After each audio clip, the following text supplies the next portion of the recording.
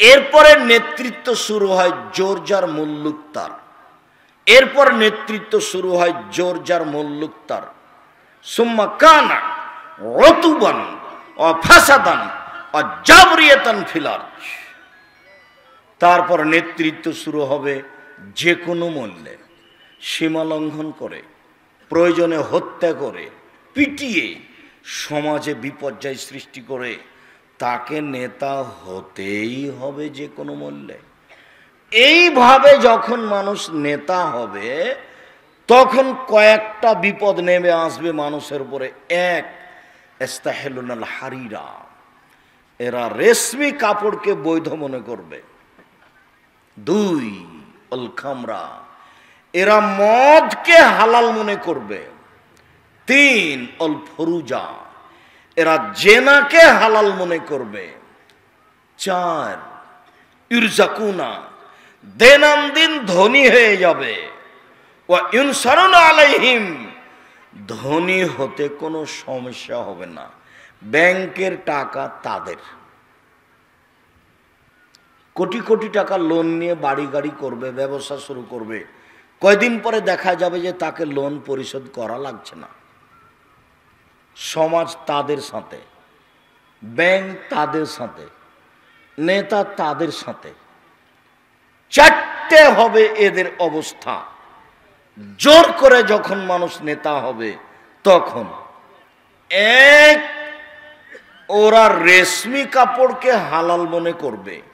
ওদের বিছানে থাকবে মখমল চাদর, ওদের গায়ে থাকবে সিল্ক কাপড়ের জামা, গেঞ্জি, লুঙ্গি বা পাঞ্জাবি বা শার্ট। দুই, ওরা জেনাকে হালাল মনে করবে, জেনা কোনো পাপের কাজ নয়। তিন, নেশাদার দ্রব্য পান করাকে তারা হালাল মনে করবে, এটা কোনো পাপের কাজ নয়। চার, দৈনন্দিন ধনী হয়ে যাবে। সেই তো দেখলাম ওই যে কবে সেদিন দিনাজপুরে ওই পাড়াতে লোকটা ভ্যান চালাচ্ছিল, সেই নাকি ঢাকা শহরের বড় ধনী। আরে ওই তো সেদিন পুকুর পাড়ে গামছা পরে ছাগল চড়াচ্ছিল। ওরা বাপ বেটা গেছিল ঢাকা, ঠেলা গাড়ির সামনের দিক ধরে বেটা টানছিল আর পিছন দিক থেকে বাপ ঠেলছিল। কিভাবে দেখা গেল সেই নাকি সবচেয়ে বড় ধনী, অন্তত দিনাজপুরে। অবাক। এই কথা আল্লাহর নবীও বলছেন, দিন ধনী হয়ে যাবে। তাদের এক নম্বর চরিত্র হলো নেশাদার দ্রব্য পান করবে। যখন এইরকম হবে তখন এই কথা মুহাম্মদ সাল্লাল্লাহু আলাইহি সাল্লাম বলেন। আবু হুরায়রা রাদিয়াল্লাহু তাআলা আনহু বলেন, রাসূল সাল্লাল্লাহু আলাইহি ওয়াসাল্লাম বলেছেন, ইন্না মিন আশরাতিস সাআত, নিশ্চয় কিয়ামতের লক্ষণ। ইন্না মিন আশরাতিস সাআত, নিশ্চয় কিয়ামতের লক্ষণ। এক, ইরফাল ইলম, বিদ্যা উঠে যাবে, বিদ্যা থাকবে না। আপনি যাকে বিদ্বান মনে করছেন সে বিদ্বান নয়। বড় ডাক্তার, দিনাজপুর সরকারি মেডিকেলের ডাক্তার, 2 লক্ষ টাকা মাসে বেতন। ও ওষুধ লেখে যখন, যেই কোম্পানিটাকে টাকা দিয়েছে সেই কোম্পানির ওষুধ লেখে, অথচ জানে যে এর চেয়ে ভালো ওষুধ আছে। বুঝা গেল না? তাহলে ওকে যদি শিক্ষিত বলেন তো শয়তান কেটা?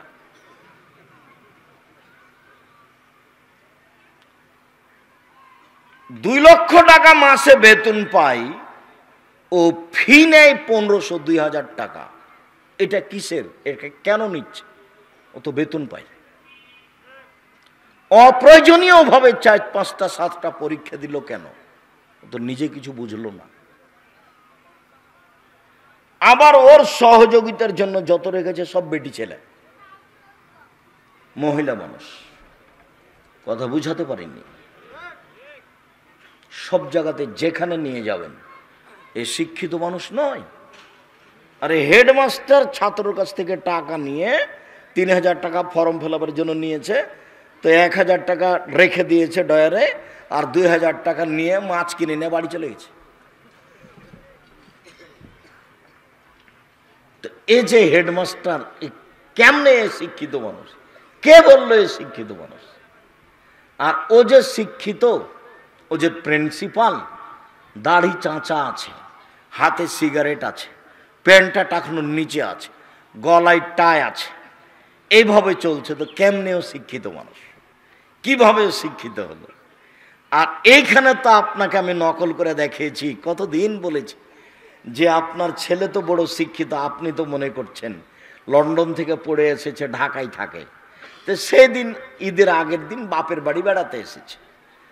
তো এখন দেখা গেল যে গাড়ি এসে বাড়ির সামনে চত্বরে খুলিতে গলিতে দাঁড়ালো।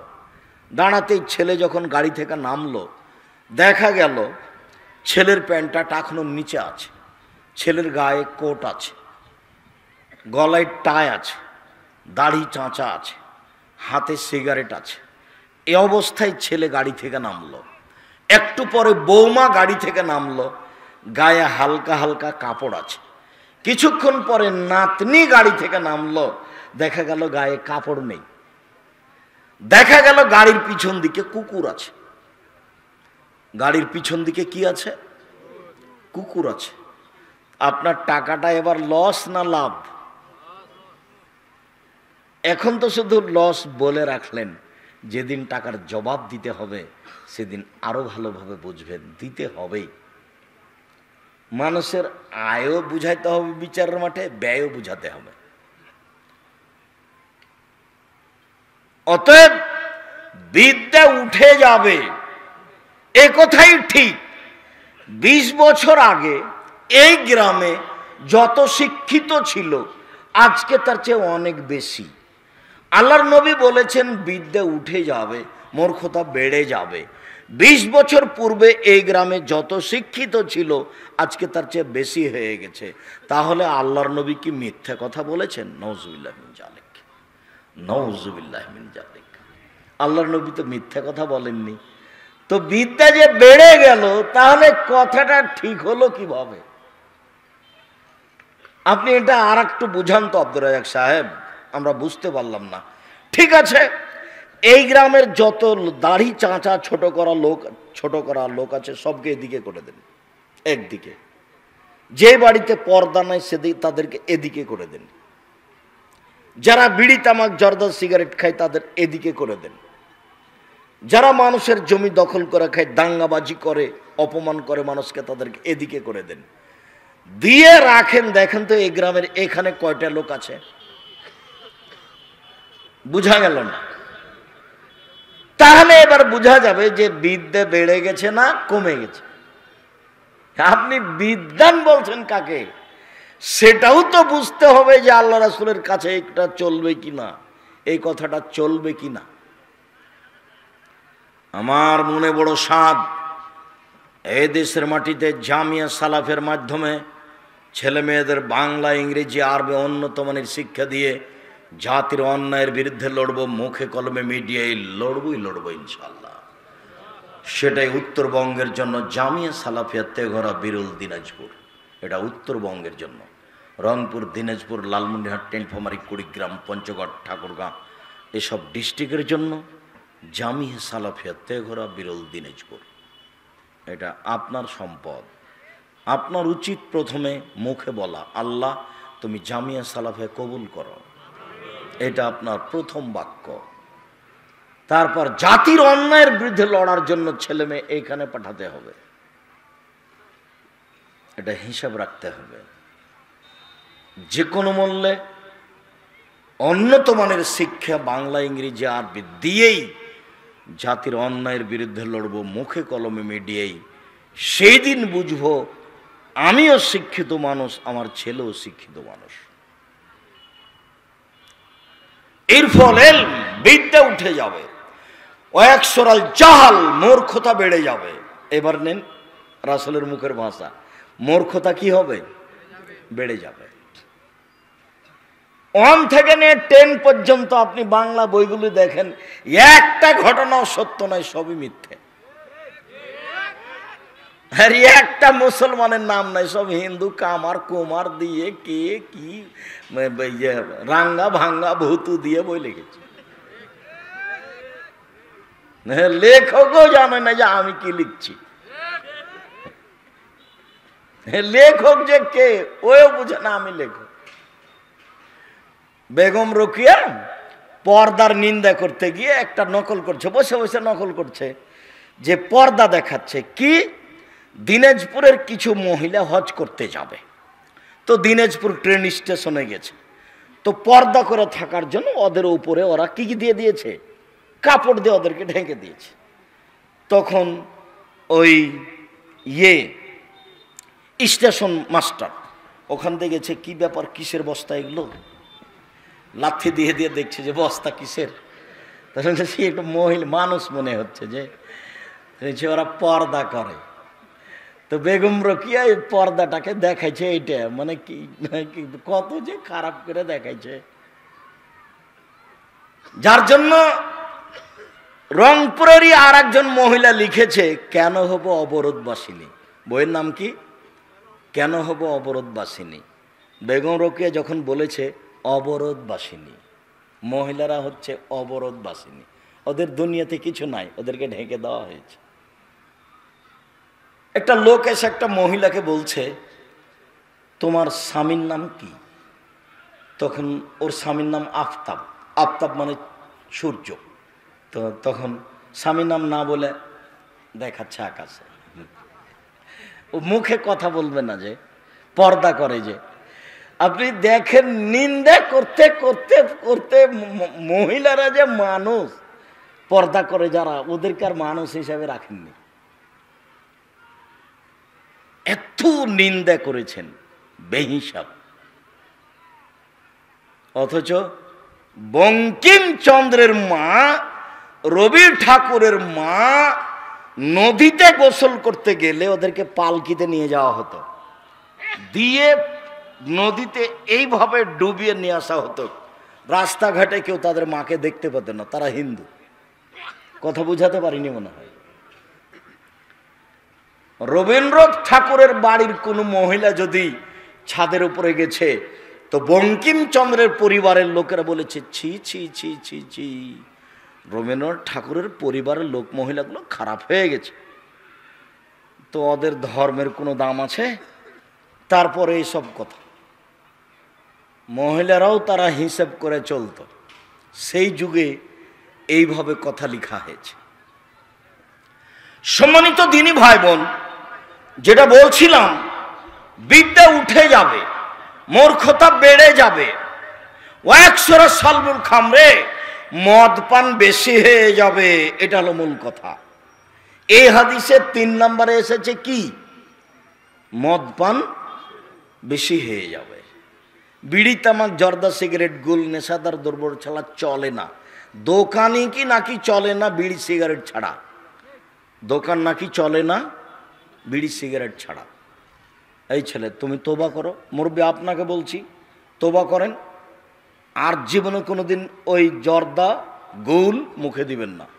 বলেন কান্ধের আস্তাগফিরুল্লাহ ওয়া আতুবু ইলাইহি, আল্লাহ তোমার কাছে ক্ষমা ভিক্ষা চাই, তোমার কাছে ফিরে যেতে চাই, জিন্দগিতে আর কোনোদিন জর্দা গুল মুখে দেব না, বিড়ি টানবো না, সিগারেট খাবো না। পারে মানুষ, গরু ছাগল পারে না। কে পারে? মানুষ পারে, গরু ছাগল পারে না। যখন আল্লাহ তাআলা বললেন, বুঝেও বুঝে না ওরা অন্তর আছে, বুঝে না, দেখেও দেখে না ওরা চক্ষু আছে, দেখে না, শোনেও শোনে না ওরা কান আছে, শোনে না, উলাইকা কালানাম, তারা পশু প্রাণীর মতো, তারা গরু ছাগলের মতো, তারা কুকুর শ্রীগালের মতো, বালহুমাজাল, বরং তার চেয়ে খারাপ। আল্লাহ মানুষকে কুকুর শ্রীগালের মতো বললেন, বললেন না যে কুকুর শ্রীগাল। না, বুঝাতে পারিনি কথাটা। আল্লাহ মানুষকে কুকুর শ্রীগাল বললেন না, কুকুর শ্রীগালের মতো বললেন। কেন? কুকুর শ্রীগাল কোনোদিনই ফিরে আসতে পারবে না, কুকুর শ্রীগাল কোনোদিনই ফিরে আসতে পারবে না। আর মানুষ যদি আজকেই সিদ্ধান্ত নেয় জিন্দেগিতে আর কোনোদিন সিগারেট মুখে দিব না, সে পারবে? 1978 সালে নাচল চাঁপাইনবাবগঞ্জ রাজশাহী মাদ্রাসার আমি ছাত্র ছিলাম। হেড মাওলানা সিস মোহাম্মদ সাহেবের দুপুরে খাওয়ার নিয়ে যেতাম। তো ট্রেন স্টেশনের উপর দিয়ে যেতাম। ট্রেন স্টেশনে যারা পান বিক্রি করত তাদের সাথে পরিচয় হয়ে যায়। তো একটা পান দিয়েছে আমাকে, আমি মুখে দিয়ে চাবাতে চাবাতে প্রতিষ্ঠানে ঢুকেছি। মাওলানা সিস মোহাম্মদ সাহেব আমাকে দেখে বলছেন, আরে দেবীনগরে তো কোনো আলেম ওলামা নেই, আমি মনে করছিলাম তুই পড়ে মানুষ হবি, দেখি তুই পান খাচ্ছিস, পান খাই বেড়াইস। তো উনি এটা পছন্দ করেননি। 1978 সাল থেকে নিয়ে এখন পর্যন্ত আমি কোনোদিন পান মুখে দিইনি। আমার ছাত্র জীবনের একটা ঘটনা আপনার সামনে নকল করলাম। মানুষই পারে বিড়ি তামাক জর্দা সিগারেট গুল ছেড়ে দিতে, পশু প্রাণী পারে না। এর ফলে বিদ্যা উঠে যাবে, ও একশোরা জাহালে, ও একশোরা সারদুল খামরে, নেশাদার দ্রব্য পান করা বেশি হয়ে যাবে, ও একলা রেজাল পুরুষ কমে যাবে, ও একশোরা নিশা মহিলা বেশি হয়ে যাবে। হাতে এখন এলে খামসেন এমরাল কাইমুল ওয়াহেদ, একজন পুরুষের অধীনে থাকবে 50 জন নারী। 50 জন বলে আল্লাহ নবী সংখ্যা উল্লেখ করেননি, বলেছেন বেশি। একজন পুরুষের জেনার সম্পর্ক থাকবে হাজারো নারীর সাথে। এইখানে এমনও কতগুলো যুবক বসে আছে যারা মেয়ে মানুষের সাথে জেনার গল্প করে শত নারীর সাথে আছে।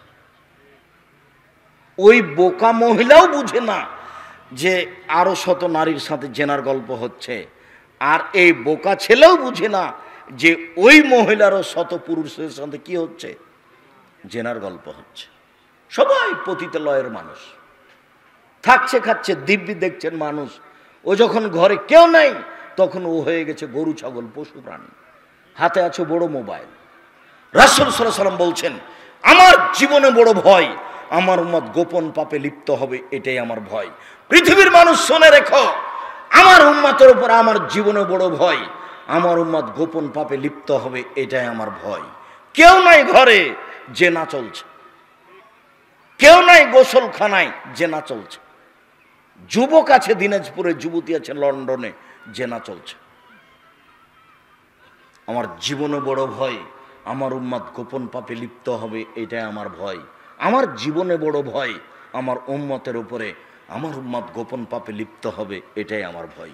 সম্মানিত দিনী ভাই বোন, রাসূল সাল্লাল্লাহু আলাইহি ওয়াসাল্লাম বলেন 3 শ্রেণীর মানুষ জান্নাতে যাবে না।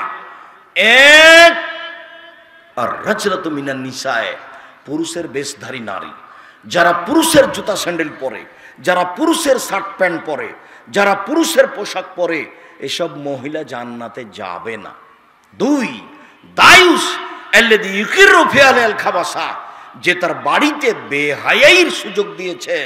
নগ্ন পোশাক পরে মেয়ে স্কুল কলেজে যায়, স্ত্রী ছোট ব্লাউজ পরে রাস্তাঘাটে ঘুরে, এই স্বামী তাহাজ্জুদ পড়লেও জান্নাতে যাবে না। 3, মদমিনুল খামর, যারা নিয়মিত বিড়ি তামাক জর্দা সিগারেট গুল নেশাদার দ্রব্য খায় পান করে, তারা জান্নাতে যাবে না। রাসূল সাল্লাল্লাহু আলাইহি সাল্লাম বলেন 3 শ্রেণীর মানুষ জান্নাতে যাবে না। 1, আকন, বাপ মাকে মানে না যে। 2, মুসাদ্দিকুন বিসসিহরি, জাদুকে বিশ্বাস করে যে। 3, মদমিনুল খামর, নিয়মিত বিড়ি তামাক জর্দা সিগারেট গুল নেশাদার দ্রব্য খায় পান করে যে, সে জান্নাতে যাবে না। রাসূল সাল্লাল্লাহু আলাইহি সাল্লাম বলেন 3 শ্রেণীর মানুষ জান্নাতে যাবে না। 1, মদমিনুল খামর, যারা নিয়মিত বিড়ি তামাক জর্দা সিগারেট গুল নেশাদার দ্রব্য খায় পান করে। 2, মুসাদ্দিকুন মুকাদ্দিবুন বিল কাদারে, ভাগ্যকে অস্বীকার করে যে, ভাগ্যকে অস্বীকার করে যে, সে জান্নাতে যাবে না। 3, বাপ মাকে মানে না যে, বাপ মাকে মানে না যে, সে জান্নাতে যাবে না। সম্মানিত দিনী ভাই বোন, আলোচনার শেষে চলে আসলাম। আজকের আলোচনার শেষ হাদিস যেটা প্রথমে বলেছিলাম সেটা হলো এই, চার শ্রেণীর মানুষ জান্নাতে যাবে না। চার শ্রেণীর মানুষ জান্নাতে যাবে না। এক, আকুন, বাপ মাকে মানে না যে। দুই, কাম্মার, জুয়া খেলে যে। তিন, মান্নান, খোটা দেয় যে। খোটা দেওয়া মানে, কালকে গরিব মানুষটাকে 10,000 টাকা দিয়েছিলেন ভ্যান কিনতে, আজকে বলছে না আহমদ তুই একটু সকালে আসিস তো ভ্যানটা নিয়ে। ও আসেনি। তখন আপনি পরের দিন সকালে বলছেন, আরে তোকে কালই 10,000 টাকা দিন রে, তুই ভুলে গেলি, তোকে ডাকলাম তুই আসলি না। এটার নাম হলো কি? খোটা দেওয়া। খোটা দেয় যে সে জান্নাতে যাবে না। চার, মধুমেল খামর, নিয়মিত বিড়ি, তামাক, জর্দা, সিগারেট, গোল, নেশাদার দ্রব্য খাই পান করে যে সে জান্নাতে যাবে না। নেশাদার দ্রব্য পান করা মহাপাপ। যাদের দুনিয়াবী শাস্তি উল্লেখ রয়েছে, পরকালে জাহান্নামও হতে পারে, জান্নাতও হতে পারে, তার উল্লেখযোগ্য পাপ হচ্ছে নেশাদার দ্রব্য পান করা। কেউ যদি পান করে তাহলে তাকে 80 লাঠি পিটাতে হবে, দুনিয়াবী শাস্তি। পরকালে জাহান্নামও হতে পারে, পরকালে জান্নাতও হতে পারে। মর্মে এতদ অঞ্চলের লোকজনকে, আহাল পরিবারকে, দোকানদারকে নেশাদার দ্রব্য পান করার মতো মহাপাপ থেকে বেঁচে থাকার অনুরোধ জানিয়ে 4টি নসিহতের কথা আবারও বললাম। 1, 5 ওয়াক্ত সালাত। 2, হালাল রুজি। 3, কোরআন তেলাওয়াত। 4, দোকানে বসে আড্ডা না পিটা। দুজন যেখানে বসে আছে সেখানে বসবেন না, সেখানে কারো বদনাম হচ্ছে, আর না হয় সেখানে টিভি চলছে, ল্যাংটা মেয়ে চলছে, যার ফলাফল ভয়াবহ। এইভাবে নগ্ন মেয়েকে দেখে, রং মাখানো মেয়েকে দেখে চক্ষু ঠান্ডা করে, কলিজা ঠান্ডা করে, জানটা সহাত করে জান্নাতের নারী ভোগ করা যাবে না। জান্নাত পাওয়া খুব টপ ব্যাপার। হজিবতের নার বিশ্বাহওয়াত, মনের ইচ্ছা দিয়ে জাহান্নাম ঘেরা আছে। হজবতিল জান্নাতুল মেকারেহেন, নিয়ম নীতি, কষ্ট, ক্লেশ, ত্যাগ, তিতিক্ষা দিয়ে জান্নাত ঘেরা আছে। জান্নাত পাওয়া খুব টপ ব্যাপার। সহজে জাহান্নাম পাওয়া যায়। মন মতো চললেই জাহান্নাম পাওয়া যায়।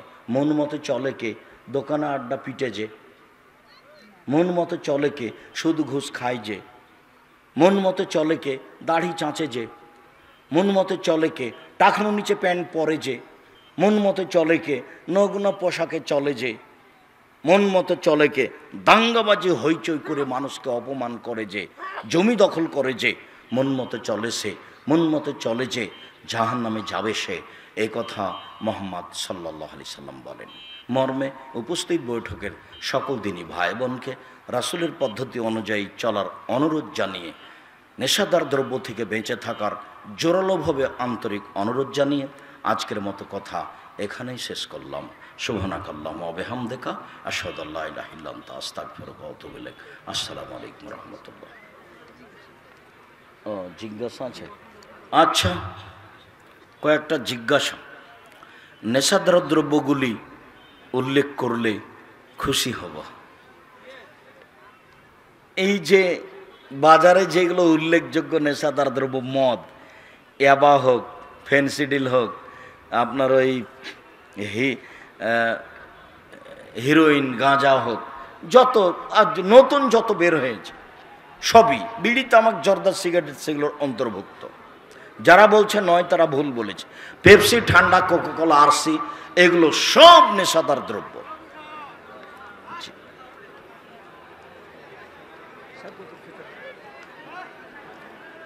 সাদাকাতুল ফিতর টাকা ছাড়া যদি গ্রামের সর্দার চাউল নিতে না চায় তবে টাকা দিয়ে আদায় হবে কি? টাকা দিয়ে ফেতরা আদায় হবে না। সারা দুনিয়ার মানুষ ফেতরা দিলেও হবে না, টাকা দিয়ে সই দিতে হবে। টাকা দিয়ে ফেতরা আদায় হবে কি? হবে না। আসসালামু আলাইকুম। ইদানিং চেয়ারে বসে নামাজ আদায় করেন, এই বিষয়ে কিছু বলবেন। শরীরের গতিতেই সালাত আদায় করতে হবে, এটাই সুন্নাত। দাঁড়িয়ে না হয় বসে, মাটির ওপরে না হয় শুয়ে। এখন চেয়ার ব্যবহার না করার জন্যই আমরা উদ্বুদ্ধ করছি। চেয়ারে বসে সালাত আদায় করলে হয়ে যাবে, তবে সুন্নাত অনুযায়ী হচ্ছে না। আমরা বিষয়টি শক্তভাবে দেখছি না। আমার বোনের বয়স 32 বছর। তার একটা বিয়ে হয়েছিল এবং ডিভোর্স হয়। এখন সে বিয়ে করতে চাচ্ছে না, তাতে কি সমস্যা হবে? সমস্যা হবে না, এমনি থেকে যাক ভালো, কোনো সমস্যা নেই, বিবাহ ফরজ নয়। তবে বাপ ভাইয়ের উচিত ভালো দেখে বিবাহ দিয়ে দেওয়া, পরবর্তীতে সমস্যাগুলি ঠেকানোর মতো সহযোগী কেউ থাকবে না। একটা মাদ্রাসা 10-এর টাকা দিয়ে করা, মাদ্রাসাটি অনেক দিন চলছে, এখন আর চলে না। আমি একজন অসহায়, এই জায়গাটা আমাকে দিতে চাই, এই জায়গাটা নেওয়া কি ঠিক হবে? আপনি পারলে নেন, নিয়ে চালান, সমস্যা কি আছে?